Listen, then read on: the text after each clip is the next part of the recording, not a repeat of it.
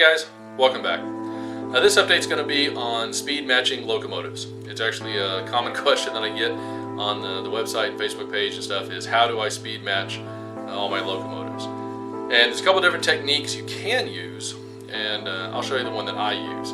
Probably the most common method out there is not the one I use. And the common method is that you sort of get a section of a loop of track or something. You take a locomotive that you want to speed match other locomotives to, get it running on the track, and then through operations mode programming you modify the configuration variables of a second engine so that it matches the speed of that first engine. I've done that before. I wasn't really happy with it. I thought it was a bit arbitrary, and there wasn't any good way for me to restore engines and keep track of what all the CV variables were in a given engine. And so I came up with a technique using a scale speedometer and a Decoder Pro to go ahead and get all my engines running at the same scale speed at a given throttle setting, which is what I want. So there's a couple extra pieces of equipment you need to do this technique. One is the scale speedometer. I use one that's made by Accutrack. So if you don't have a scale speedometer, I'd recommend picking one up if you want to do this technique. They're really not that much, maybe about $50, $60 depending on the sale price or not.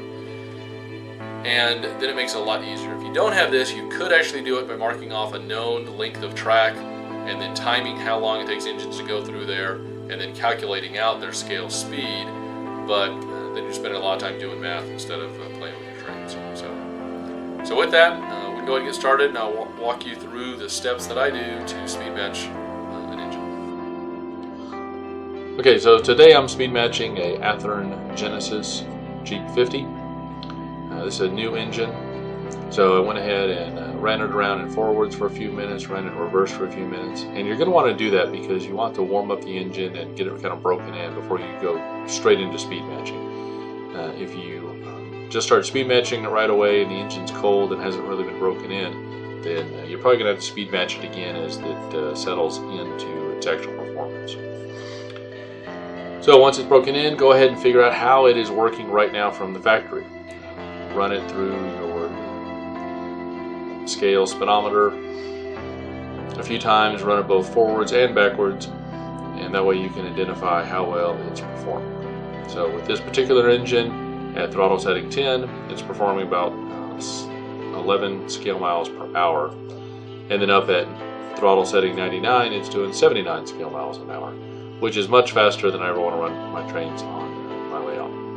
So I'll go ahead and adjust this to slow it down and get it matched to all of my other engines, in which I match them to be, I want them to run at half of what the throttle setting is. And so like with my other engines, I'll program this one using Decoder Pro.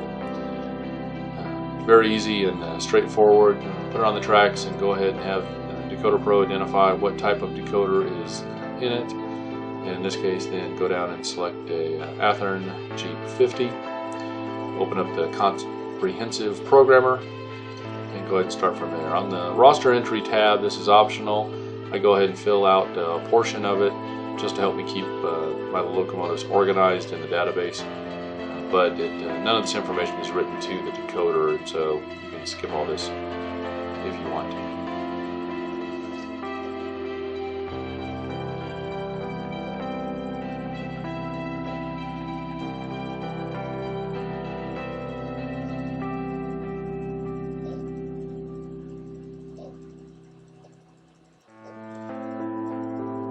And with this, the first thing I do to the engines is go ahead and update the road number. And then I want my engines to only work via DCC. And so if any of them default to have an analog control option, I went ahead and I always turn that off to be NMRA digital only or DCC only. Then go ahead and write that information to your engine. And then before you get right into speed matching, one of the things you're going to want to check, and especially on any engine that's not a brand new engine, to make sure that your acceleration and braking rates or momentum are set to 0. Because you want, as you're speed matching them, to as quickly as possible get up to the speed that they would be going at that throttle setting so that you can adjust it. You don't want them slowly going up or taking a while to slow down. So set those to 0. And then go over to your speed table, and on some of the decoders you can automatically just start moving the sliders around, but on a few of them, like these Tsunamis, you actually have to not only tell it to use the speed table, but then tell it to use a user-defined speed table. If you just start moving these sliders around and don't change that speed table selection tab, then it'll still be set to logarithmic 1 or one of the other ones. And so even though you're adjusting the sliders, you're not actually changing anything on the speed table. And so as you can see down there at the bottom, it's got the forward trim, reverse trim. What those are is if your locomotive runs differently in forward or reverse at a given throttle setting, you can adjust it to speed it up or slow it down in one of those directions to make it perform the same in both directions, which is what I would want, because I want them all performing the same regardless of what direction they're pointing in the contest. So once you get that set, go ahead and write the speed table to the locomotive, and then we'll take it back over to the track and see how it's performing.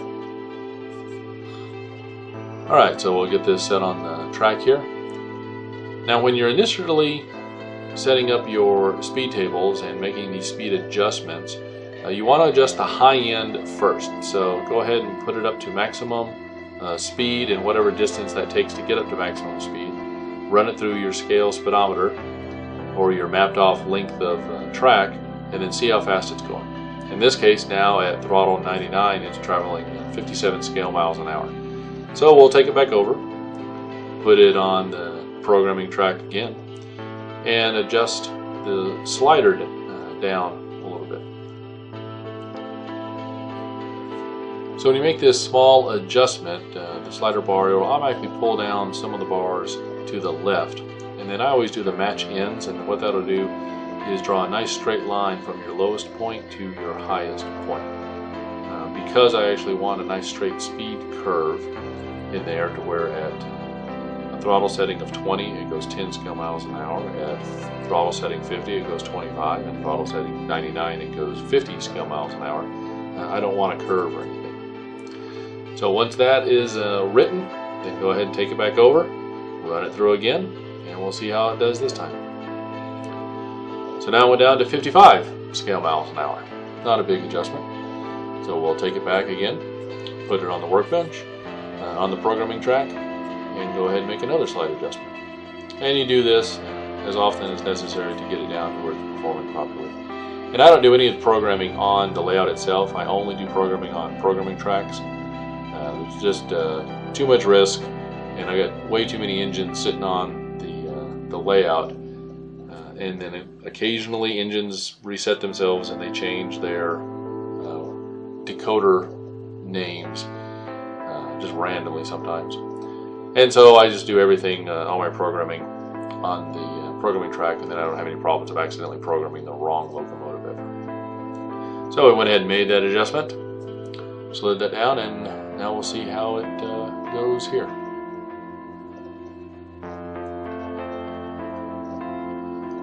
Alright, so now you can see that it's down at 51 scale miles an hour. So I usually try and do these to sort of plus or minus 2 scale miles an hour. And so that one's good enough for me. So now go ahead and check it in reverse, and it's the same, 51 scale miles an hour. So I don't have to do any adjustment to the trim. So now that we've got the upper end of the speed table adjusted, now we have to adjust the bottom end. And so I'll run this through at throttle setting 20, which I want it to come out at 10 scale miles an hour, and it comes out at 9.3. So that's pretty good. So I'll go ahead and check and see how it's doing on the reverse side, if it's dramatically off or if it's about the same. And in this case, it actually turns out to be exactly the same, 9.3 both forward and reverse. So I'll go ahead and make a very minor adjustment on the bottom end, but basically it is fine. If you did need to adjust it, you'll go ahead and adjust those on the bottom end to get it, and then again keep it as a nice straight line. And then once you have the bottom end and the top end correct, then go ahead and start checking off intermediate points on there to see how it performs. And in the case of this engine, it had a nice straight line right from the beginning. I didn't have to do any additional adjustments, but sometimes you'll find that your engine or the actual motor inside the locomotive is slightly more efficient at different points at different times, so you have to make little tweaks up and down to get it to be exactly where you want it at all times. And so that's not a problem. And so now once you've got an engine that is set up the way you want it as far as speed, you want to go in and add that momentum back in, either deceleration or acceleration if it's something you want. I put a little bit in, not dramatic, I just manually accelerate them quite slowly and decelerate them slowly. Alright, and that's your basic steps to actually get them speed matched. Now on some engines, you will want to smooth out their initial starting speeds, because some of them are very jerky when they're at real slow speeds just starting out. And so you can go ahead and adjust those using the kick strength and kick speed or rate, and get it all smoothed down. But then using this technique is very easy to go through and get all your engines adjusted so that they can run together, and you can have lots of engines up front, helper operations, all your engines, whether they're mid-train helpers or DPUs or end-of-train helpers, will all run at the exact same speed for you. So hopefully you can try this technique and it works well for you. Like I said, this is what I do on all my locomotives. It only takes about 20 minutes per engine, and then you are finished, and you've got an engine that is completely speed matched and will run with any other engine on your layout. So as a review, here's the steps. Make sure you warm up your engine, get it broken in a little bit before you start the process. Then determine what you're working with. What is its speed characteristics right now. Then figure out how fast you want it to run. What is your bottom speed, top speed? How are you going to do that? And like I said, with mine, I do that on 1/2 of the throttle setting. All right, and then for step 4, make sure your acceleration and deceleration or any momentum CVs are set to 0.